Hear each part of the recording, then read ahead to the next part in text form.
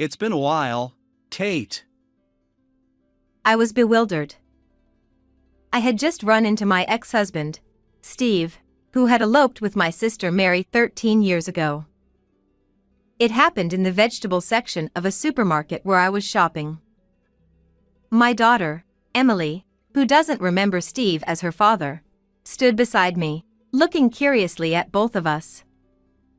I tried to ignore him and walk away. Wait. Listen to me. Steve grabbed my wrist as I tried to leave, holding on tightly. Emily continued to look at me with a puzzled expression, while Steve, still clutching my wrist, began explaining why he had returned to town. In short, he ran out of money and came back to ask for financial help from me, his ex-wife. A pathetic story. Anyway, let go of my hand. You're still living with that old man at my parents' place, right? I can't believe it. We are divorced, you know? He felt responsible for your elopement and has been helping us. Don't insult him. Whatever. Mary and I will be living at the house now, so could you take the old man and leave? I shook off Steve's grip and glared at him. Despite my angry expression, Steve shrugged it off with a joking "I'll be in touch" and walked away. Emily watched his retreating figure and then smiled at me. You did it, Mom. My name is Kate. My marriage to Steve was like an elopement. Steve's mother had already passed away, and when we decided to marry, it was on the condition that we live with his father. Shortly after we started our new life, we were blessed with a child. We named her Emily, and our lives were filled with happiness as we showered her with love. Running away together was never something to be proud of, but I was happy. When Emily turned 3 and things had settled down a bit, we decided to go on a trip, leaving Emily with her grandfather, whom she was very attached to.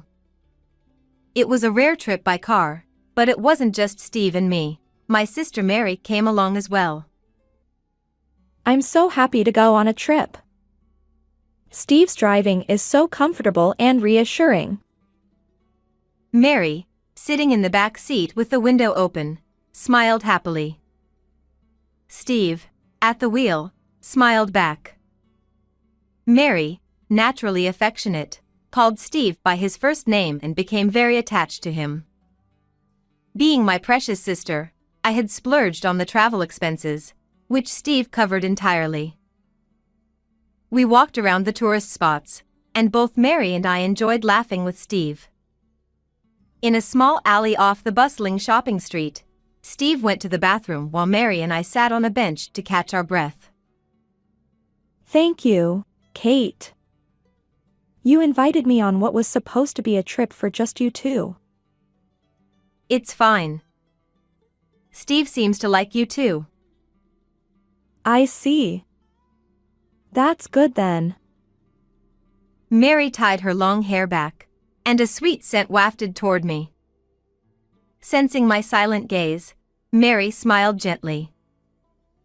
Do you like it? It's my favorite, the scent you gave me. She took out a bottle of perfume from her bag. It was an aroma mist I had given her for her birthday, a simple gift because I couldn't afford much. I just diluted the essential oil, which I thought would suit Mary, with distilled water and put it in a store-bought spray bottle. But Mary had been delighted, calling it a special item just for me. I'm glad you like it. You've always had good taste, Kate. You've always chosen good things, from way back. I looked down, feeling a bit embarrassed. I had never realized Mary thought of me that way. Dad and Mom say you turned into a bad girl. But to me, you've always been someone to look up to. Her words felt strangely out of place, making me a bit worried. Maybe I sensed she was about to leave or something. If you ever need help, tell me. Steve and I will always be on your side."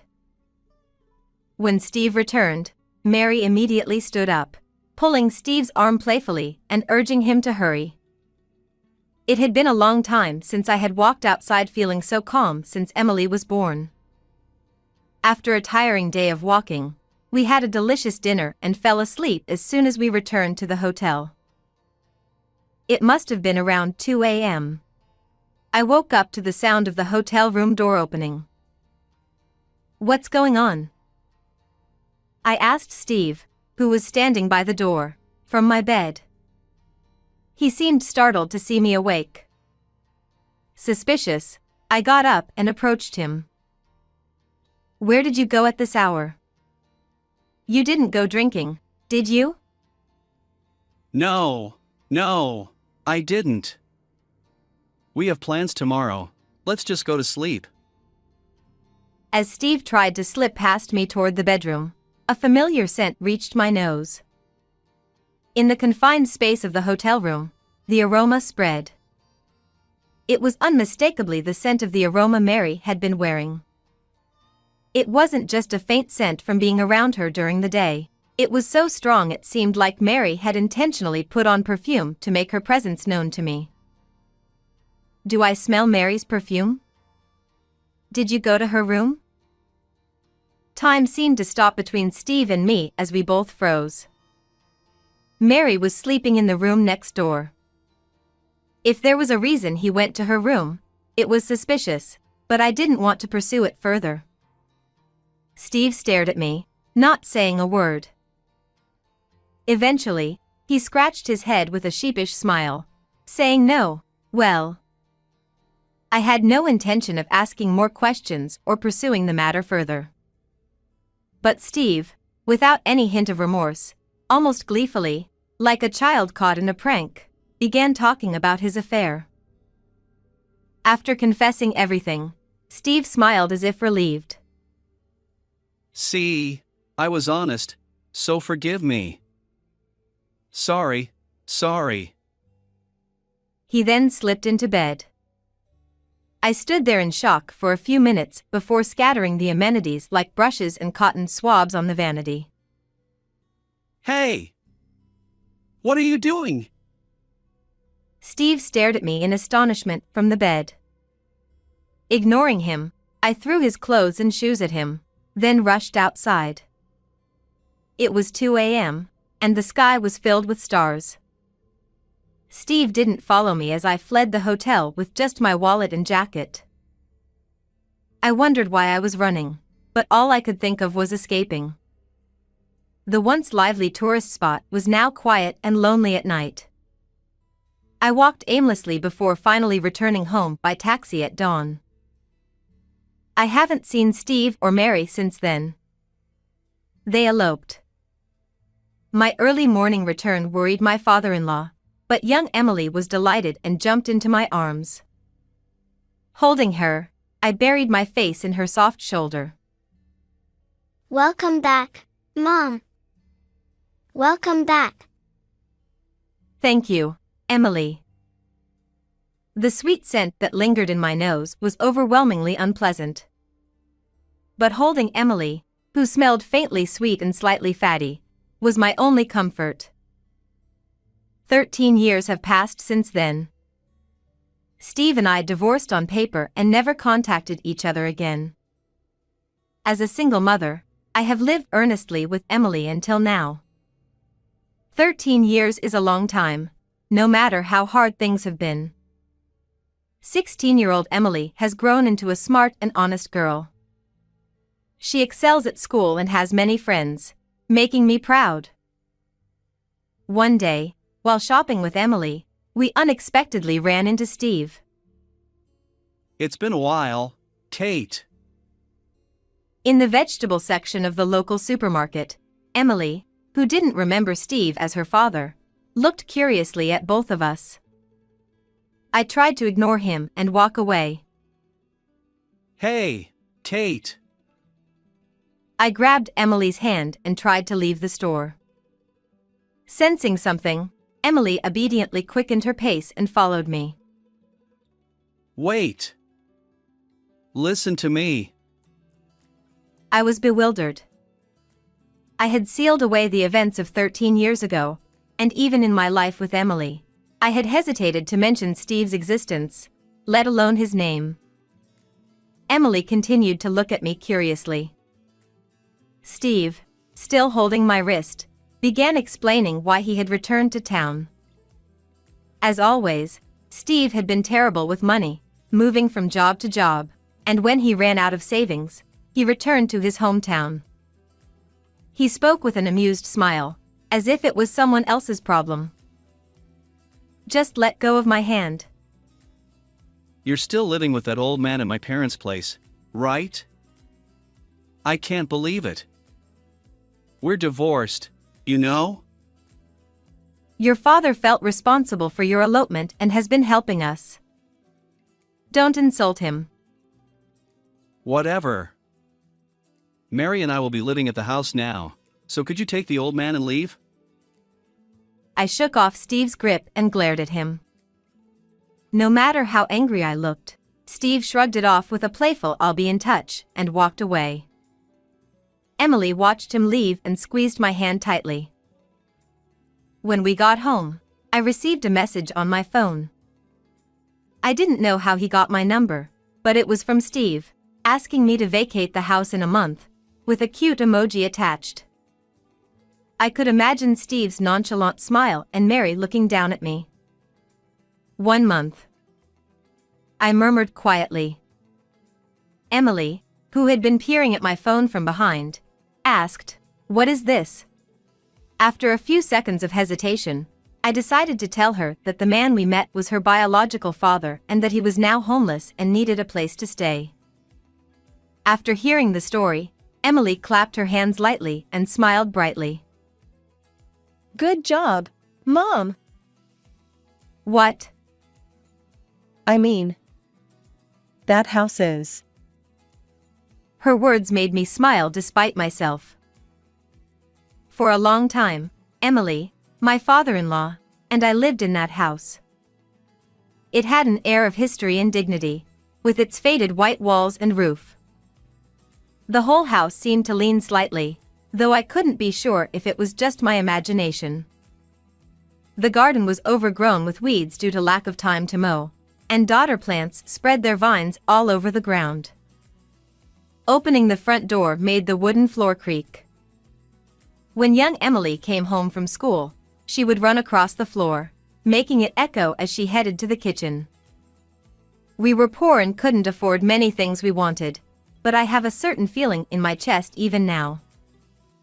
I was desperate to make Emily and myself happy.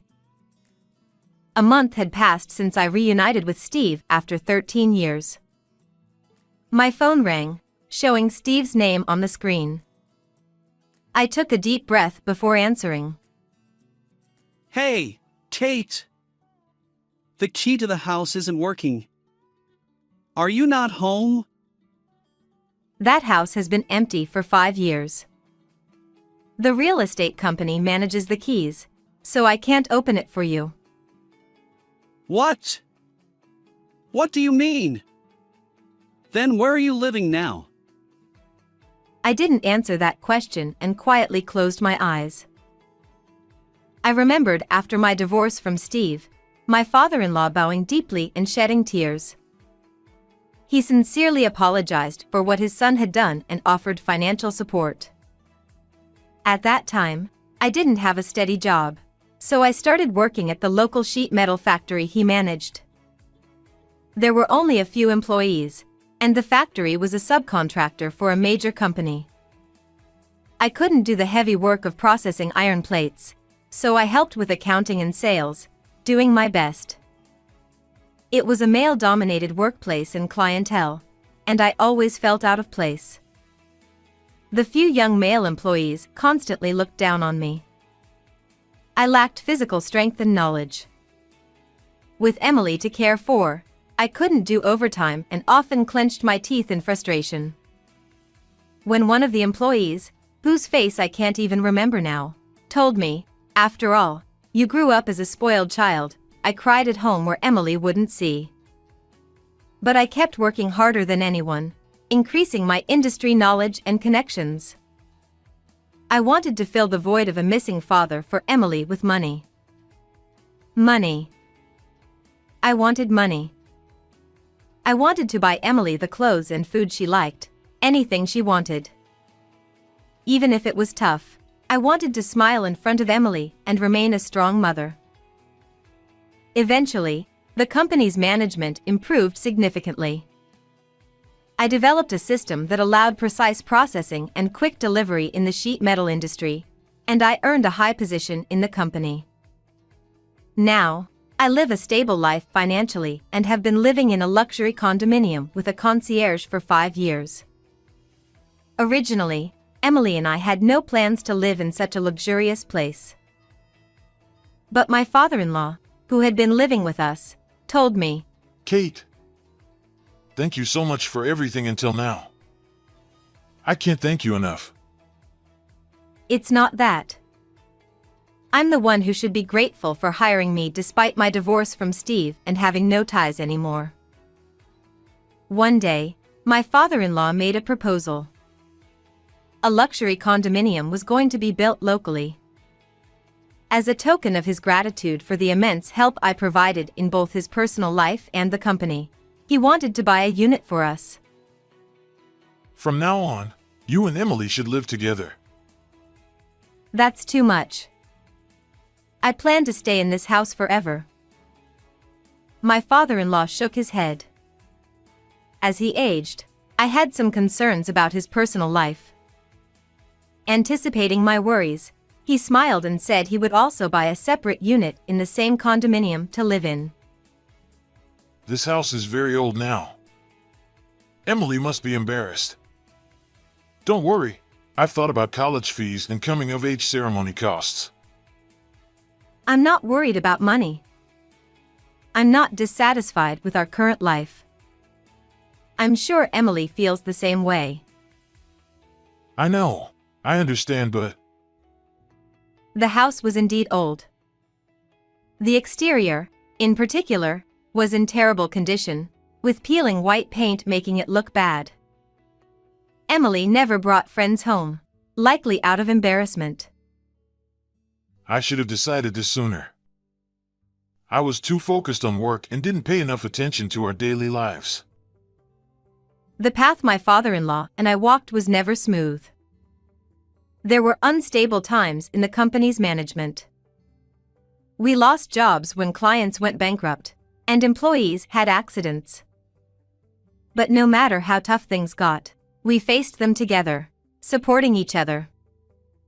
Our relationship was more than just boss and employee. We became comrades who overcame hardships together. All right. If buying the condo is for Emily and me, I would be happy. Thank you. Yes, I am deeply grateful to both of you. But I have one condition. My condition was that we wouldn't live in separate rooms in the condominium but live together. My father-in-law was surprised and confused by my proposal, but I continued without hesitation. It's wonderful to move into a new, comfortable home. But we are family, so living together is natural, right? Kate, that's very kind, but Emily needs a grandfather since she doesn't have a father. Please, for Emily's sake, live with us. I always wanted to repay my father-in-law, who supported me and Emily so desperately when we were abandoned by Steve. Running a factory was never easy. He was always working at the factory. Even on days when heavy snow forced employees to take leave, I vividly remember him working alone in the factory. There were times when the workload exceeded what the employees could handle. My father-in-law stayed and worked long after sending the other employees home.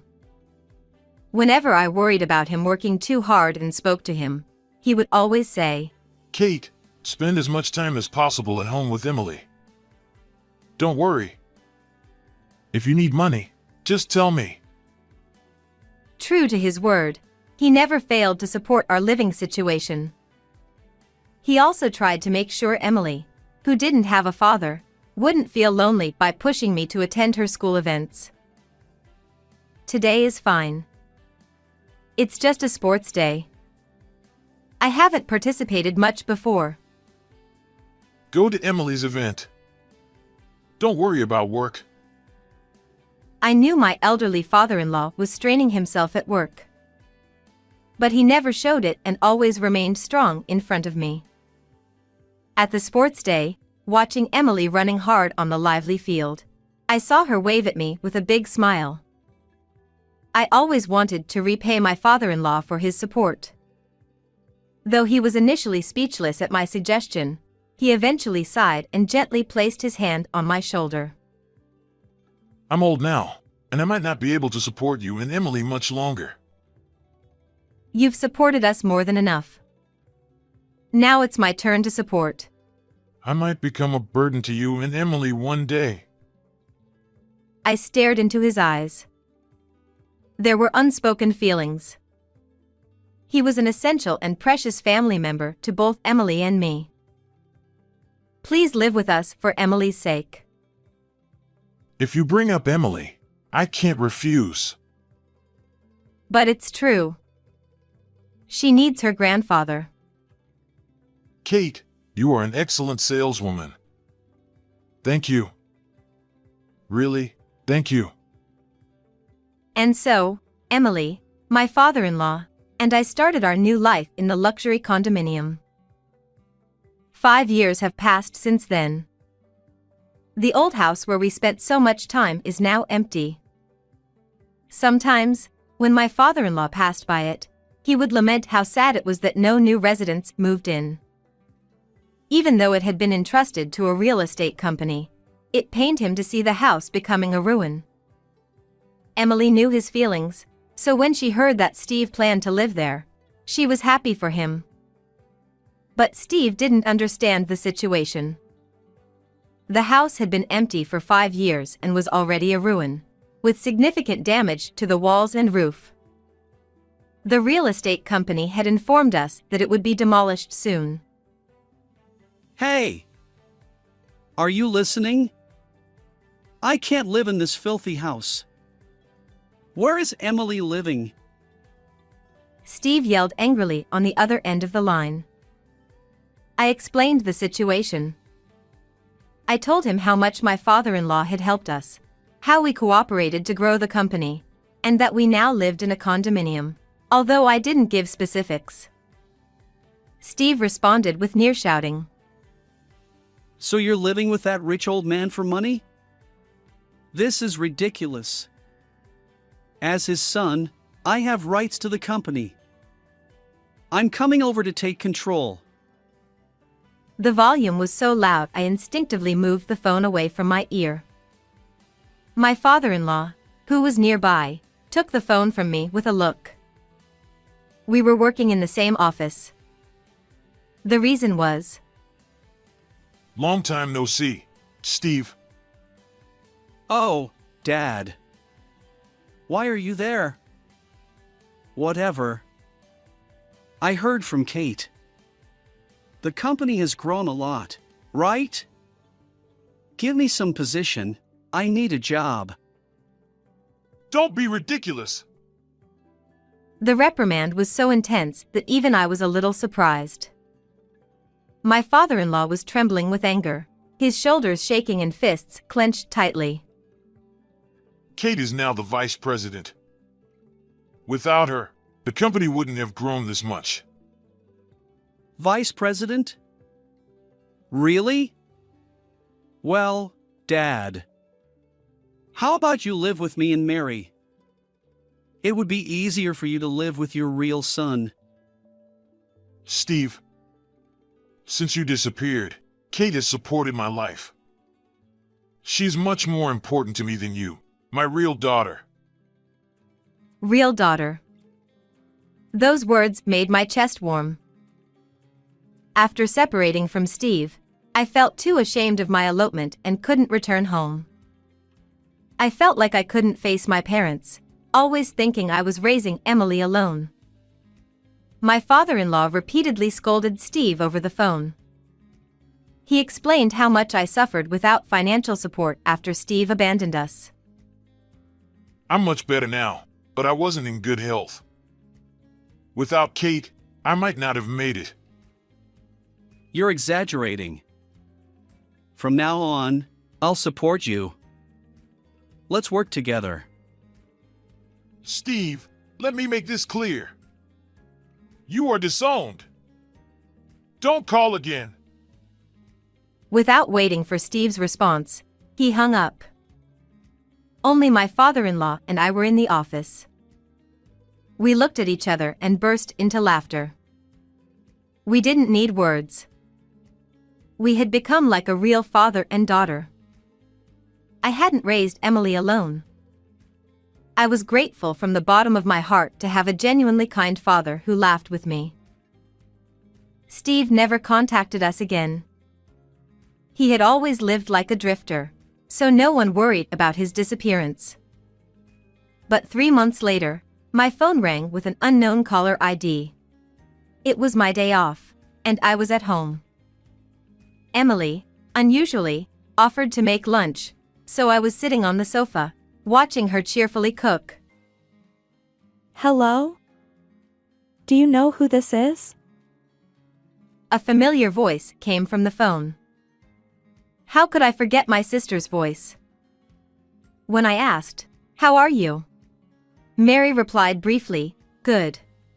Even without seeing her, I could tell she was down. Mary confessed that after eloping with Steve, she had an affair with a married man. Recently, his wife found out and sued her, resulting in a large settlement she had to pay. I'm sorry, Kate. I know I'm in no position to ask, but can you help me? Please. I understand your feelings, but I can't help you. Why not? What about our bond? You said you'd help me no matter what. Yes, no matter what. You are my precious family. But now, I have an even more important family in front of me. Emily brought the beautifully plated pasta to the table from the kitchen. My father-in-law cheerfully prepared drinks and forks. Seeing me on the phone, Emily and my father-in-law quietly clasped their hands and started eating the pasta.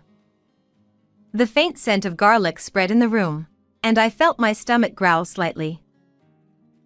I see. There's no convenient help now. That's right. I love you, Kate. So I wanted to be like you. I don't think I'll ever fully understand the meaning behind Mary's words. After eloping with Steve, did Mary live a life like mine? What kind of life is that? It would be a lie to say I didn't resent Mary for taking Steve away. But she's still my sister. As my sister, I want her to be happy. A few years later, I heard from my parents that Steve and Mary had divorced. My father-in-law retired. Thanks to his strong recommendation, I was appointed president from my position as vice president. Being a female president in a male-dominated industry is challenging. But those who help me are the young men who once worked with me at the small factory.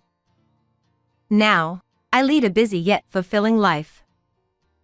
Will my parents, who opposed my elopement and subsequent divorce, acknowledge me now that I live for work? Will they mourn the life I've led through many choices? My life, with all its decisions, is not a mistake.